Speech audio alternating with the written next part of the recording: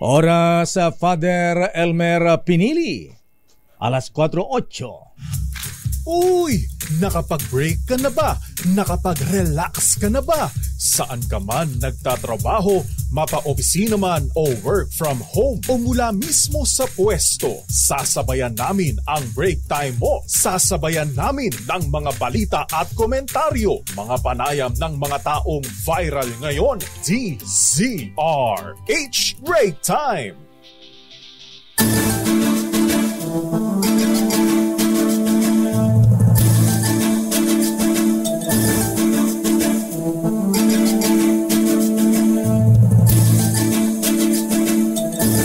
Isang mainit pa ring hapon Pilipinas. Ako po si Deo Macalma. Ako naman, Thea Petro Carpuz. Hindi ka ba pinagpawisan? Alam ko na ako anong pakiramdam ng tinapay lakay. Bakit? Para tayong lagi nasa pugon. Uy, ingat mga ko yung mga drivers ha. Isang taxi driver na naman ang na-heat stroke kanina. Naku po. Ayan, sana naman ay ligtas siya. At narito ang headlines ng ating balita ngayong araw ng Martes. 7 ng buwan ng Mayo.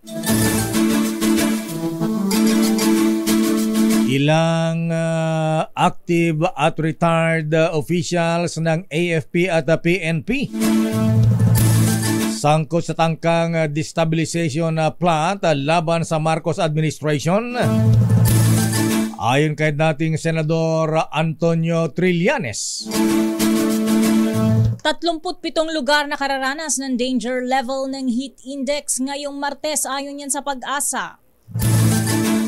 Pero sama ng panahon yung mga pag-ulan, posibleng pumasok na sa Philippine Area of Responsibility ngayong weekend. Bantay sarado ito ngayon ng Pag-asa. Maghanda ako ng balde lakay. Wag bantayan, salubungin. Yan! Bira. Pribadong golf courses pinagtitipid ng DENR sa paggamit ng tubig ngayong tag-init. 4 milyong Pilipino walang akses sa malinis na tubig. Pinaaaksyonan ng Pangulong Bongbong Marcos. Aerial resupply mission para iwas pambubuli ng China pinag-aaralang gawin sa Ayungin Shoal. Buti pa. Premyado aktres Maricel Soriano humarap sa Senado. Ala. At itinangging meron siyang alam sa illegal drugs. 4 na lalaki na lason sa methane gas sa Bambang, Nueva Vizcaya, patay. SUV at truck nagsalpukan sa Cabanatuan City. 2 sundalo at 1 sibilyan patay. Malawakang pagbaha at landslide sa Indonesia. Walang naapektohang Pinoy. Ayon yan sa DMW. Pati sa Brazil. Ayan, binabaha din. Ayan, at sa detalye ng ating mga balita. Ibinunyag ni dating Senador Antonio Trillanes sa IV na meron pa ring destabilization plot laban kay Pangulong Ferdinand Bongbong Marcos Jr. Ito ang sinabi ni Trillanes na kabilang sa mga nasa likod ng mga aktibo umano at ang mga retired officials ng Philippine National Police at AFP. Ito'y bahagi man sa 4 hanggang 5 beses ng pagsubok na pabagsakin ang Marcos administration. Sabi ng dating senador, hindi nagtatagumpay ang mga nagdaang ouster plot o destabilization o attempt na hindi umano mapasok na mga mastermind ang mga kasandaluhan o ang Armed Forces of the Philippines. Ganito ang pagbubulgar ni Senator Antonio Trillanes. Merong nagre-recruit pero so far hindi pa sila nakakakuha, no? Merong mga nakakakuha sila ng ilang aktibo na PNP officials, mga Davao Group.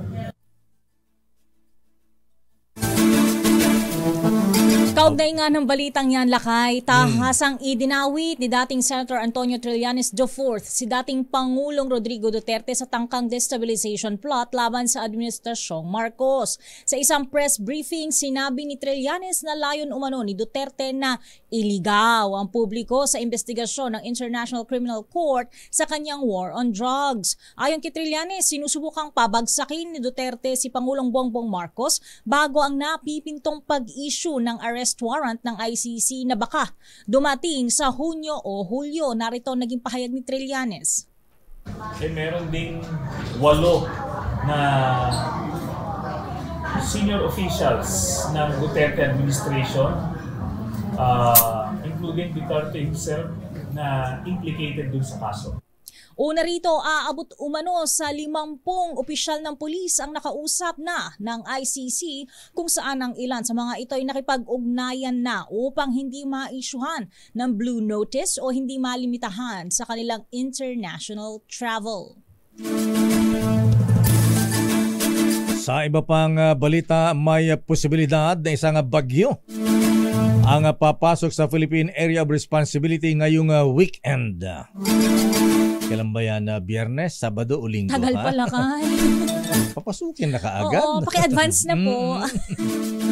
Kahit na paambun-ambun lang, ulan-ulan lang, ha?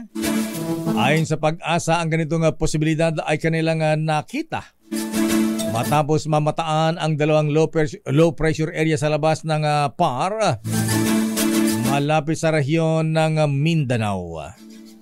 Batay sa mga weather model ng Pag-asa, posibleng magsanib ang dalawang LPA at maging ganap na isang weather disturbance o bagyo.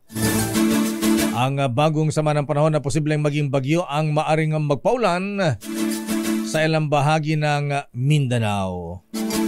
Pabuting din sa Visayas at Luzon. Oo, Inglaterra po kami. Gusto rin namin yan.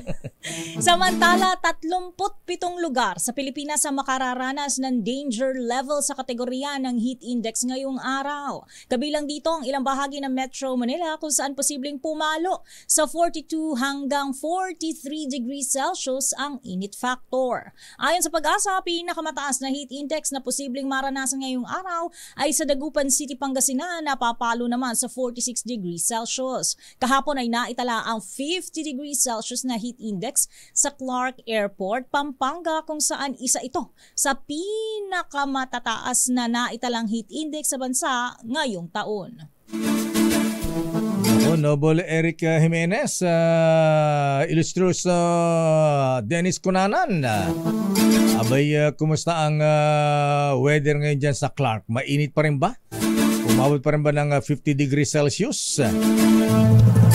Samantala, inatasan ng Pangulong Ferdinand Marcos Jr. ang Department of Environment and Natural Resources, DENR, maging ay iba pa ahensya ng pamahalaan na asikasuhin, ayusin ang mga residente na walang access sa supply ng malinis na tubig. Batay sa sinagawang inventaryo at mapping ng Water Management Office ng DENR, nasa 40 milyong Filipinos pa rin ang hindi nakatanggap ng malinis na tubig. Sa press briefing sa Malacanang, sinabi ni DENR Undersecretary Dr. Carlos David na karamihan sa mga tinutukoy na residente ay mula sa Mindanao na umaasa lamang sa bukal, sapa at tubig ulan. Sarap ko yung tubig sa bukal, malamig-lamig pa. Hindi na kailangan. Oo, yan yung spring water na kayo, diba? Oo, hindi mo na kailangan ng frigidaire. Yan, oo, presko. Namis-namis pa kaya. Ayan.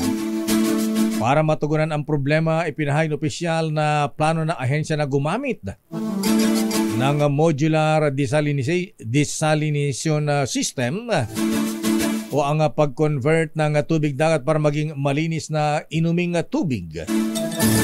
Narito si Yusek Carlos David. Strategiya na naisip namin para sa small island barangays at nakakasana po yan, nagsimula na kami nitong programa na to, ay bigyan sila ng fresh water, ng tubig pang inom through the desalination process. Alam Alam mo, dito lang sa ilang bahagi pa ng Antipolo Mistea, ha? Yes, Lakay. Abay, ang tubig nila ay Bukal. galing sa Bukal. Ayan, oo. Dati, Lakay, yung sa subdivision namin, yung creek na tinatawag ngayon, dati Bukal yun napapakinabangan ng mga tao. Ngayon sila wala rin ang na? nagdumi. Ay, sayang. Sayang. Inutusan nga o inatasan nga ng Department of Environment and Natural Resources ang pribadong golf courses sa Metro Manila na magtipid sa tubig. Ngayong El Nino, paano na ang palaw nito, Lakay? Baka pangit ang bola kapag kaganyan. Sa anunsyo ng DENR sa General Managers ng golf courses sa NCR, inilatag nila ang water conservation measures upang makatipid sa tubig sa gitna ng matinding init. Pinatitingnan ng DENR sa golf courses ang mga metro ng tubig kung may mga leak at gumamit ng recycled water sa pagdilig. Pinatitigil din ng ahensya ang swimming pool maintenance work na nangangailangan ng draining o pagtanggal ng tubig. Sabi pa ng ahensya, magsasagawa sila ng inspeksyon sa mga golf course sa National Capital Region sa mga susunod na linggo upang tingnan kung ginagawa na ng mga ito ang utos sa kanila. Ayaw.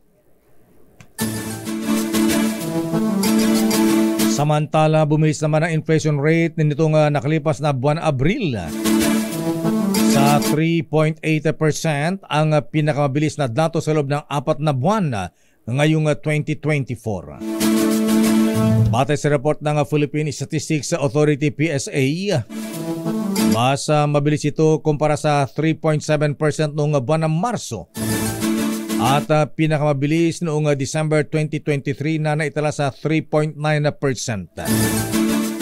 Paliwanag ng PSA, resulta ito ng tumataas na presyo ng mga pagkain at serbisyo nitong buwan ng Abril.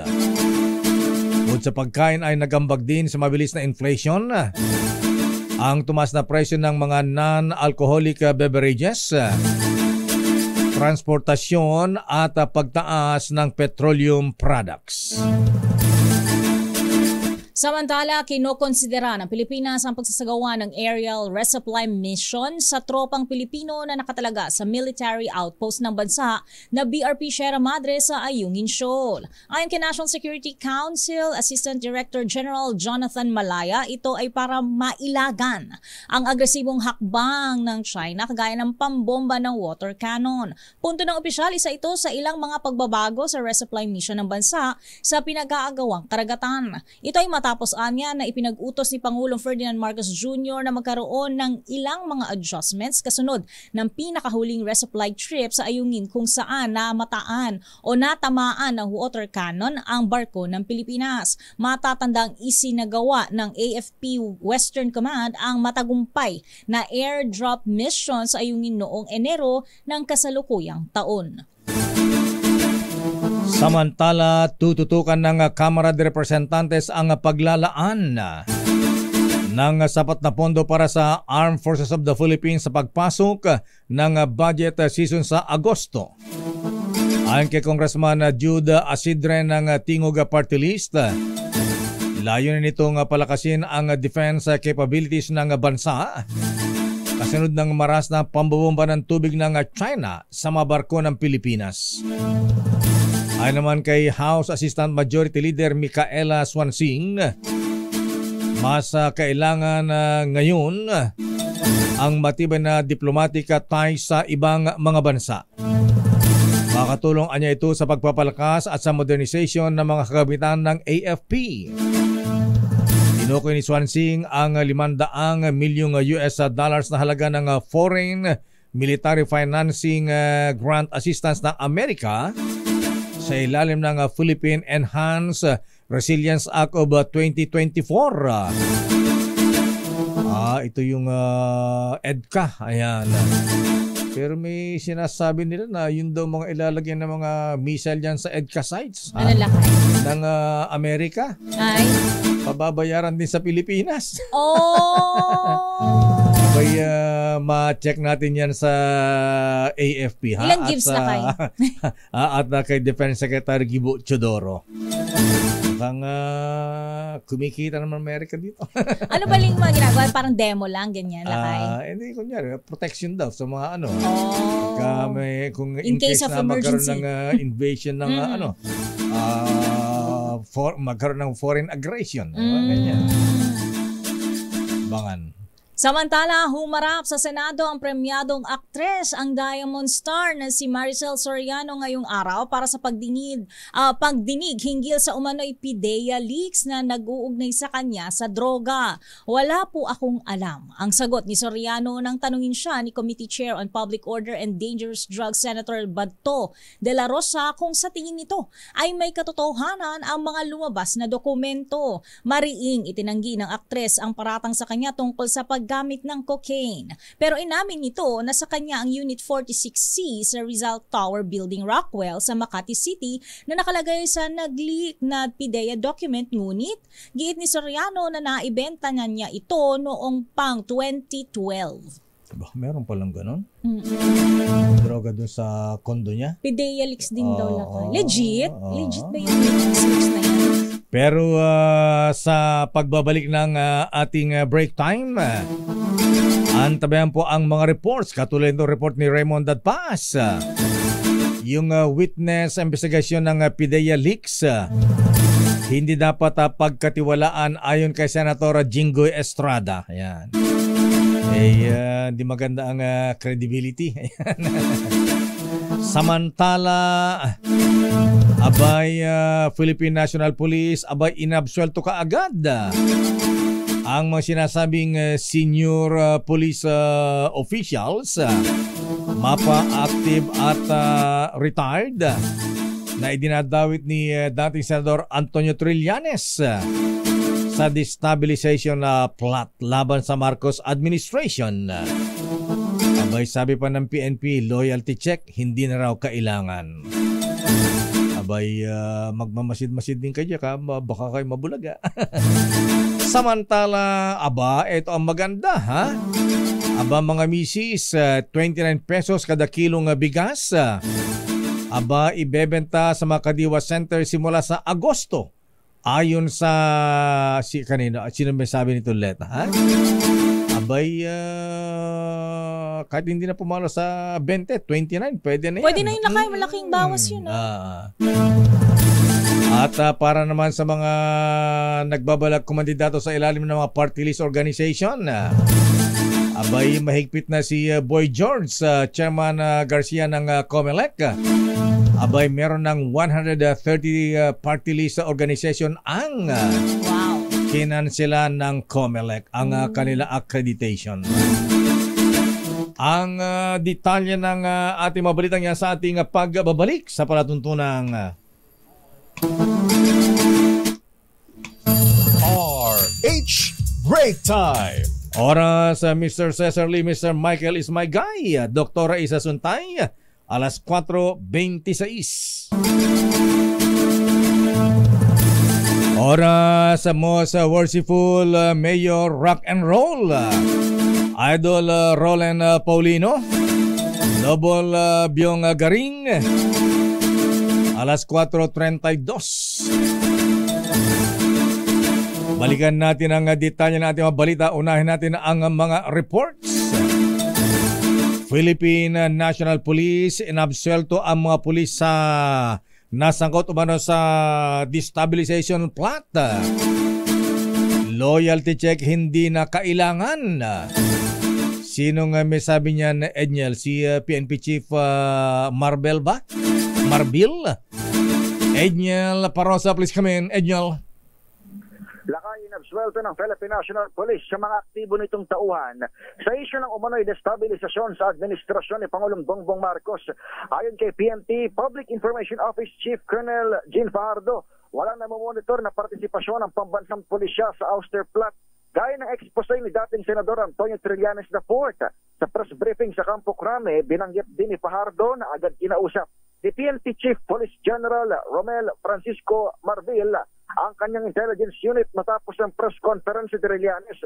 Nauna na kasi ibinunyag ng dating mambabatas na 4 hanggang 5 beses na umanong tinatangkang ibagsak si PBBM para iligaw ang taong bayan sinasabing pag-issue ng warrant of arrest kay dating Pangulong Rodrigo Duterte mula sa International Criminal Court dahil sa madugong giyera kontra droga. Pakinggan natin si Colonel Fajardo. Usap po natin mismo yung ating PNP regarding that issue kanina at maging yung ating mga intelligence units po dito sa PNP. At wala po tayong namomonitor na sino man na aktibong pulis na involved allegedly dyan sa sinasabi pong destabilization plot. At wala po tayong namomonitor na any destabilization plot for that. Samantala, sa iwalay na pahayag, iginiit naman ni Police General Marbil na hindi na kailangan pa nga ng loyalty check kahit na siya mismo ay nagiging sentro ng fake news nitong mga nagdaang mga araw. Naniniwala si Marbil na mananatiling tapat sa saligang batas ang kanyang mga kabaro sa kabila ng mga nabanggit na kaliwat ka ng issue sa PNP.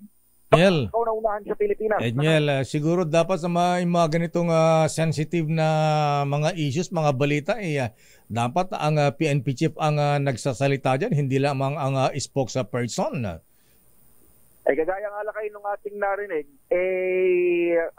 agad naman umano nung nag-press con si Trillanes, at paputokin natin kanina, ay biniting daw ni Marbil Lakay, ni General Marbil yung intelligence unit at pinirelay yung mensahe kay Colonel Fajardo. Pero tama ka, dapat marinig nga itong si General Marbil. Pero itong mga nagdaang mga araw Lakay, sa halimbawa kaninang umaga, nasa NCRPO itong bagong PNP chief, ang sinasabi naman ng Campo Crame, hindi ito ibig sabihin na iniisa-isa na General Marbil yung mga kampo ng polis para sa loyalty check. Ito raw ay bahagi lamang ng normal at ordinary na inspeksyon, lalo na isang buwan pa lamang sa pwesto itong general. Nasa press con ka kanina ni si dating Senador Trillanes, Edniel.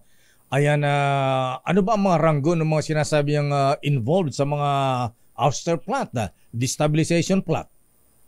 Lakay ayaw sabihin yung mga ranggo. Pero ang blind item ba? Parang blind item, ha? Oo. Bakit? Sabi niya nga kanina Lakay, dapat pala, di ko na lang binanggit. Kaya nung pagkakabanggit kanina ni former senator, pero yun nga, high ranking, former at active personnel ng PNP at hindi raw mapasok-pasok ang Armed Forces of the Philippines. Pero may binabanggit siya Lakay na Davao Group, yun ang sinasabi niya. Akala ko meron ding involved na military officers. Correct Lakay, pero sa active military officers, wala raw mapasok o mahikayat itong destabilizers. Ang binabanggit naman ng hanay ng PNP, kung meron mang involved na retired police officers o generals, wala na silang say ron dahil may kalayaan silang magpahayag, lalo pat wala na sila sa hanay ng PNP. Pero sabi niya, Davao Group daw. Davao Group daw, correct tanongin natin si Dong. Dong, ano masabi sa sinasabi ni Senator Trillanes? The order is dead or alive. Dong, chill-chill lang. That is a freedom of expression. Ayun, freedom of expression daw yan. Okay, maraming salamat, Edniel. Balik sa inyo, Lakay. Lakay, pagka high ranking, ano bang mga posisyon?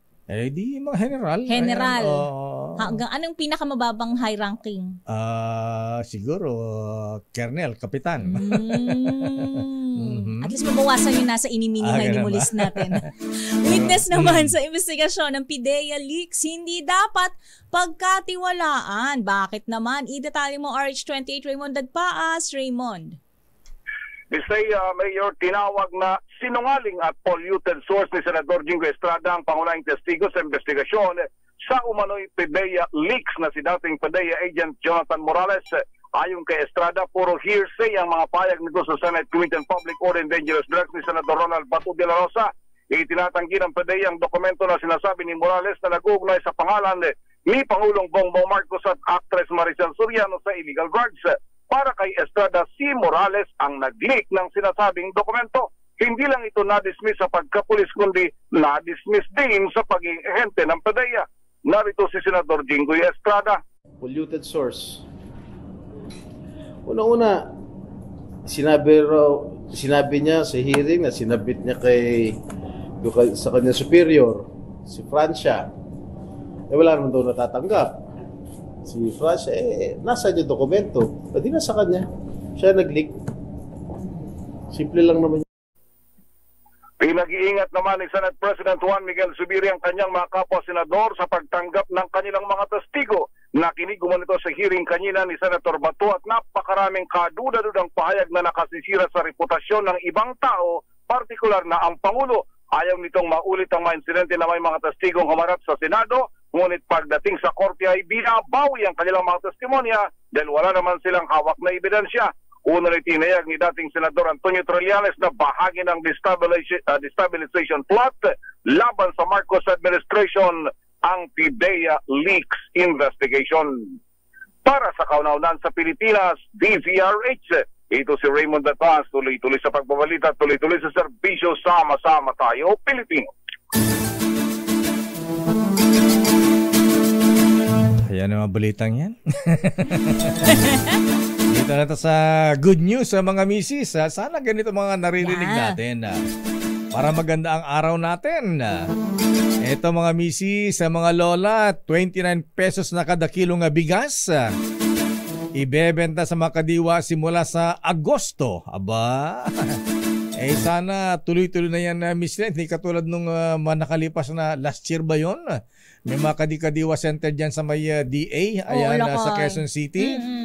Ilang araw lang, di naman nagtutuloy-tuloy. Oo, lakay, di ba? Kasi naka-experience ako nakabili ng sa kadiwa. Wala paling tapis talaga sa presyo. Oo naman. Kaya tama lang siya nasabi ni Manang Aimee, ayan, gayahin yung ginawa ng tatay. Ha? Ayan, ibalik ang Kadiwa Center, yung mga Correct. FTI at NFA na ang direktang bibili ng mga produkto, agricultural products sa mga farmers. Alamin nga natin ang report mula kay Aris number 14, Let Narciso mula sa Malacanang. Ito ba ay tuloy-tuloy yan, Miss Let? At sino may sabi niyan? Aris number 14, Let Narciso please come in, Miss Let. Lakay ni Thea, kasadong magbenta ng murang bigas ang National Irrigation Administration pagsapit ng Hulyo o Agosto. Sa press briefing sa Malacanang, tinaya ni NIA Administrator Eduardo Guillen na nasa 29 pesos kada kilo ang ibibenta nilang bigas sa mga kadiwa. Ayon kay Guillen, mayroon silang aabot sa 100 milyong kilo ng bigas na mapoproduce pagsapit ng Agosto. Sabi ng opisyal, ang kanilang proyekto ay naging posible sa ilalim ng contract farming na layong pataasin ang produksyon para makamit ang rice sufficiency at security. Pakinggan natin si Administrator Guillen. Ang aming estimate dyan, nasa mga 29 pesos, pwede na kami magbenta. By August naman kami. And we have around 100 million kilos of rice na projected na ma-produce po natin by August. Sa ilalim ng contract farming program, Lakay? Nagulat ako, bakit National Irrigation Administration ang nagsasabi niya na? Ba't hindi ang Department of Agriculture o kaya NFA? Lakay, ang NIA kasi mayroon silang programa na tinatawag na contract farming, kung saan binibigyan na kinakailangang inputs, agricultural inputs at kapital yung mga magsasaka para mapalakas yung ani. At ang binanggit naman ni Administrator Guillen na mayroon din ang DA na ang binabanggit naman ng DA, yung kanilang supply ng murang bigas ay sa Hulyo. Pero yung sa NIA, Agosto, Lakay. At ito ba masusustain ng tuloy-tuloy yan, whole year round? Correct. Baka mamaya ilang days lang yan. Panapanahon lang. Oo, wala na naman. Oo, hopefully, Lakay, kasi yung programang ito mukhang pangmatagalang programa dahil nga NIA yung bibili ng ani ng mga magsasaka na binigyan naman ng input. So, mga binhi, mga pataba para menos yung gasto sa kanila. Parang labor yung ibibigay ng mga magsasaka. Doon sila kikita, Lakay. Naku, may kaya murang bigas yung kapalit. May mandato ba ang NIA dyan, Miss Let? Kasi National Irrigation Administration, baka sabihin yung budget, pondo ng NIA ay mapunta sa pagbili ng palay o bigas. Hindi nila trabaho yan. Correct. Dapat trabaho ng DA yan o kaya NFA. Oo, Lakay. Mukhang under ito ng DA, pero yung allocation kasi ng NIA, yung binabanggit dito, 77 million para dito sa contract farming program. Na nagsimula ito noong Mayo. O nitong Mayo, ayan kaya Agosto yung kanilang target na unang harvest ng palay para sa maibenta sa murang bigas. Ayan, sana nga magkatotong sinasabi ni Apo Mayor Eduardo Guillen ng NIA. Ayan, 29 pesos, laking bagay yan. Laking diferensya ayan. sa 50, 60 ata ngayon. Miss Let, tama ba? Oo, mukhang nasa gano'n. Magkano naman pinakamura? 50. Oo nga eh. Naman yatang mga 40 plus. Ano ba binibili mo? Sabi nga nila kasi natanong nga na yung sa 20 pesos, di ba? Actually, sinasabi daw ng mga magsasaka, pwede pa rin mga irrigator association, kaya tinanong nila, hindi ba kayo lugi dyan kung lalabas na benta? Parang sukli rin daw nila doon naman sa mga ayuda sa tulong ng gobyerno sa kanila, sa mga magsasaka. Ayan. Okay. Anong reaksyon ng Commander-in-Chief sa expose ni dating Senador Antonio Trillanes? Wala pang pahayag ang Malacanang tungkol doon. Ang bigay ng reaksyon lakay ay si dating Chief Presidential Legal Counsel Panelo ng dating Administrasyong Duterte. Ang sabi niya, wala daw yung katotohanan, walang saysay yung mga pinagsasabi ni dating Senador Antonio Trillanes. For publicity lang daw dahil naging politically irrelevant na. Ganun ba? Dahil tatakbo sa darating na election. Ano? Okay, maraming salamat, Miss Let. Balik sa inyo lakay at Miss Thea. Samantala, pagbaba ng inflation, inaasahan sa sandaling maamyendahan ang rice tarification law. Idetalye mo RH12, Milky Riganan. Wanang Milky. Kaya lakay, kumpiyansa si Congressman Joey Salceda. Nabubuti ang galaw ng inflation sa bansa sa sandaling maamyendahan na ang rice tarification law. Naaksyon to ni Salceda, chairman ng House Ways and Means Committee, matapos bumilis ang pagsipa ng presyo ng bilihin nitong buwan ng Abril na naitala sa 3.8% mula sa 3.7% noong Marso. Ang kay Salceda, pasok pa rin sa target ang headline inflation pero lubhang masakit para sa mga mahirap na pamilya kaya kailangan tutukan ang pagtugon sa problema sa mataas na presyo ng mga bigas. Sa katunayan niya, lahat ng major commodities ay nakapagtala ng single-digit inflation maliban lamang sa bigas. Sabi ni Salceda, nasa amendments ng RTL ang pangasiwa sa 29 billion pesos na tariff revenues mula naman sa rice imports para matulungan ang mga lokal na magsasaka at mga consumer. Sa report naman ng Philippine Statistics Authority, nagsilbing main drivers sa bahagyang pagtaas ng inflation rate ang food at non-alcoholic beverages na naitala sa 6%. Para sa kauna-una sa Pilipinas, DZRH, ako si Milky Riganan. Tuloy-tuloy sa pagbabalita, tuloy-tuloy sa serbisyo, sama-sama tayo, Pilipino. Maraming salamat, Manang Milky Riganan mula sa Kamara de Representantes. Abay, babalikan natin lang pang mga balita at gusto mo magkaroon ng 500 piso ngayon. Ako lakay, gusto ko. Sige, hulaan mo. Yun nakasmile, ayoko nung nakapakalumbaba. Lumabas ka, tumawag ka sa telepono. Para po sa ating DZRH malakas sa telepono. Abay, gusto bang manalo ng walang kapagod-pagod, ha? Pindot-pindot lang. Ayan. Kala ko ano to, lakay. Mas malakas kay lakay promo. Una-unahan lang yan, Dr. Ruela Aguila, ha? Ayan. Tumawag lamang sa 0998-568-9094. Ayan. Ang tanong lang naman natin, baka hindi po ninyo alam kung ano ang kauna-unang himpilan ng radyo sa Pilipinas. At nagdiriwan ng 85th anniversary. Ayan. Kung alam nyo ang sagot, abay tawag na kaagad sa 0998-568-9094. Babalikan na, sabi ni Dr. Aguila, ha? Ayan. Kung totoo ang PIDEA leaks, ba't hindi pa inaresto noon ng matapang na si Digong? Bakit now only? Ayan. At ano na ang nangyari sa makapal na listahan? Ayan. Na laging ibinabandera noon ng dating Pangulong Duterte. O nga, ano, ha? At yung si Peter Lim na drug lord sa Cebu, nasaan na yun? Ano, ha? Sabi malapit daw kay dating Pangulong Digong nung araw. Talaga? Standby Val Gonzales. Anong report ni Val Gonzales? O yung mga party list organization dyan, ha? Abay, i-check nyo dahil marami nang kinansala si Boy George. Chairman Garcia ng COMELEC, 130 party list organization ang kinansela na ang kanilang accreditation. Babalikan natin ang ilang pang mga balita. Oras, Miss Thea. 4:48. Isa Jackie, ayan, meron ba tayong winner, caller, ha? Babalikan natin ang mga reports at standby sa ating balitang showbiz. Pero eto po mga kaibigan, abay, kayo po ba ay mahilig sa photography, ha? O kaya, papetik-petik lang dyan.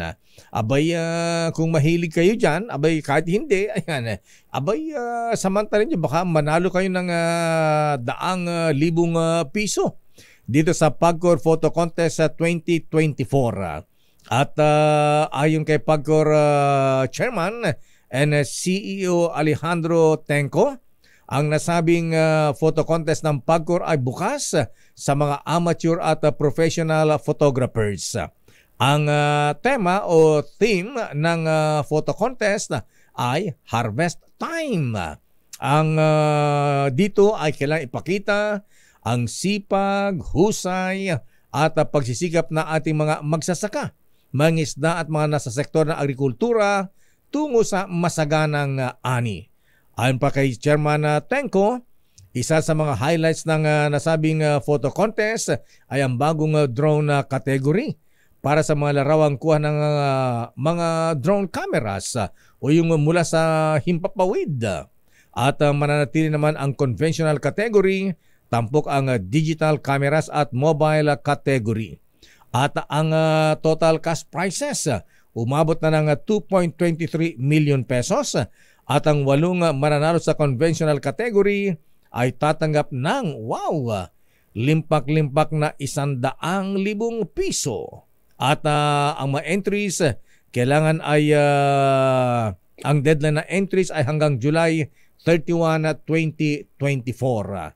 At para sa karagdagang impormasyon, maaaring puntahan ang kanilang website www.pagcor.ph/photocon 2024. RH Champion Blue.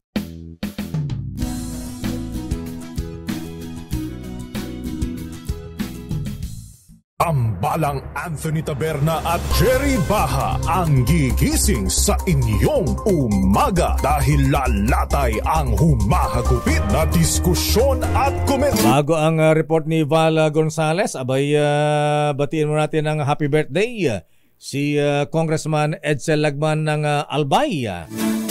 Abay, happy birthday Kong Edsel. At si Mr. Nasser Hajirul. At congratulations nga pala, batiin natin Most Worshipful Roland, mga brethren, mga nobility, si Very Worshipful Cornelio Samaniego III. Abay, siya pala ang UD Master ng newly constituted Danilo Lim, Masonic Class number 503. Ayan, ang Constitution ay nangyari sa Grand Lodge of the Philippines kanina. Sa pangunan ni, of course, Most Worshipful Grand Master Ariel T. Kayanan. Congrats sa mga officers ng Danilo Lim Masonic Class number 503 under dispensation. Senior Warden Procopio Lipana at Junior Warden Dan Augusto Oro. At sabi ni Noble Byung Garing, ang mga nobilities, ready na ba kayo, ha? Dahil naganda na ang mga taga-Oriental Mindoro sa ating mga hot sands. Ayan, welcome daw mga brethren and mga nobilities at novices sa beautiful province of Oriental Mindoro. Ayan, lalo na sa Calapan City. Wow, lalo na sa Mahalta Beach Resort, one of the best resorts sa Oriental Mindoro. Wow. Di ba ako ulit nakabalik dyan, Lako? Ganun ba? Maganda dyan, ha? White Beach yan eh. Kaya lang hindi pa ako nakapaligo dyan eh. Mapuntahan nga natin yan. Meron ng winner! Yay! Alamin natin kung sino ang unang caller natin. Magandang hapon po. Sino po sila? Hello? Hello? Hello? Mr. Unknown. Jackie, asaan? Ayan yun. Ayan hello, magandang hapon. Hello po. Huwag po kayo may hiya. 500 piso din yan. Oo. Ayaw naman natin nakasimangot. Dapat yung nakasmile. Ayan. Hello? Are you there yet? Me, awanan. Nahiya. Kawaw. Timan. Balikan natin ang mga report sa paglalagay ng BIR stamp. Aba, talagang itong si BIR Commissioner Romeo Lumagi Jr. Talaga namang ang sipag-sipag Secretary Ralph Recto, ha? Talagang kailangan ng malampasan ang kanilang target collection sa BIR. Lalagyan na ng BIR stamp ang mga ibinebentang vape products. Sisimula na ng BIR.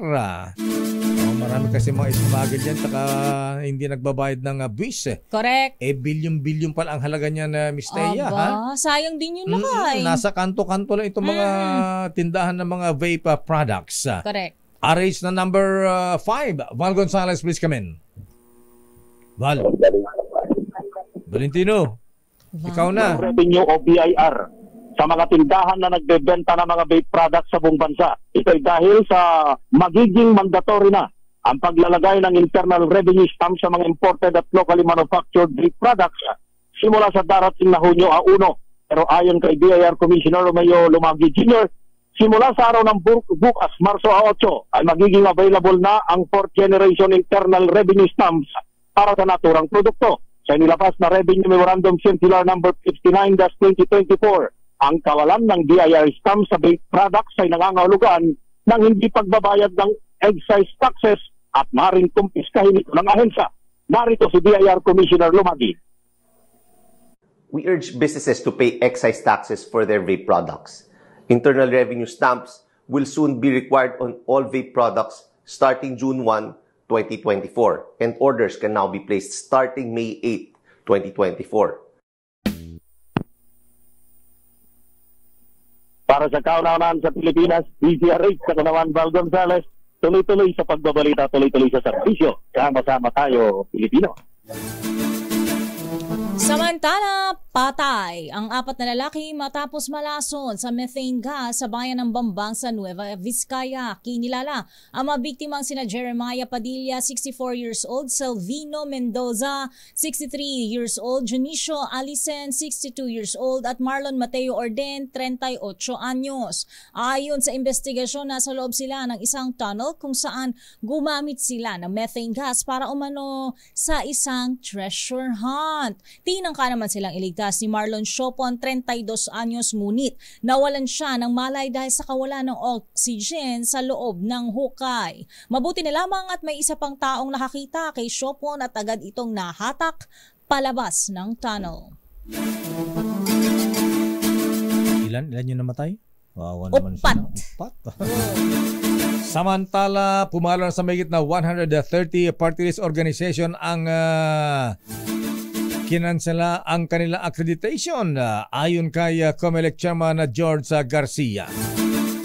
Sinabi nito sa panayam ng DZRH na sinasal nila ang mga party list kung saan tatanggalin na ang mga partido politikal na hindi nako ng 2% sa dalawang magkasunod na eleksyon.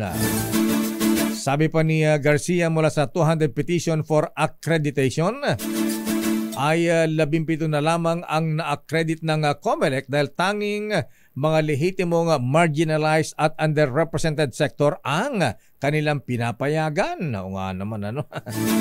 Ito lang sinasabi natin ni tutok party list. Tutok tuwin party list. Anong kinakatawan niya? Anong marginalized sector ang kinakatawan niya? Lakay, baka may gumamit ng iyong Star City party list. Narito ang paliwanag ni COMELEC Chairman George Garcia. Tatanggalin natin yung mga partido, political o party list organization na hindi nakakuha ng 2% sa dalawa magkasunod na election. Ngayon po, mahigit 200 na nag-file ng petition for accreditation sa atin. So far po, wala pang mga 17 pa lang na-accredit natin. Mahigit na po 130 ang dinidismiss natin petition. Sapagkat talaga nag-iipit tayo, dapat ito ay nakareserva lang sa marginalized and underrepresented sector. Sinabi pa ni Garcia na hindi na rin papayagan ang pagsusumiti ng ibang pangalan. Oras na mag-resign ang lahat ng mga nominees ng nanalong party list dahil masyado na itong naaabuso. Yung ba mga for sale? Halimbawa, nanalo kang party list. Okay. Ayan, gusto mo ibenta, ha? Opo. Ibebenta, magre-resign sila. Iba yung magre-represent ngayon. Abay, milyones din yan. Narito muli si COMELEC Chairman Garcia. Ito po, abusong-abuso talaga ito. Nagsasabit na listahan sa COMELEC. Pagkatapos, nung manalo na, biglang nag-resign lahat yung nasa listahan. May bago ng listahan na sinasubmit. Kaya po, ang pwedeng gawin ng COMELEC, magpapasubmit kami ng 10 pangalan lang sa mismong listahan natin na isasabit sa amin. Pag na-exhaust yung 10 yan, hindi na namin papayagan na mag-submit ng bago. Boy George, Chairman Garcia. At maraming salamat Mr. Michael Ismaygay. Aba, ang palitan ng piso sa dolyar. Palitan ng dolyar, Miss Teya. How muchos? Ayan, stable. Same. Same. Same kahapon. Sabi ni Mr. Michael Ismaygay. 57 pesos and 22 centavos. Showbiz. Eto na nga at alamin natin kung ano na ang latest sa mundo ng showbiz mula sa ating showbiz princess Aliyah Icatlo IV. Aliyah!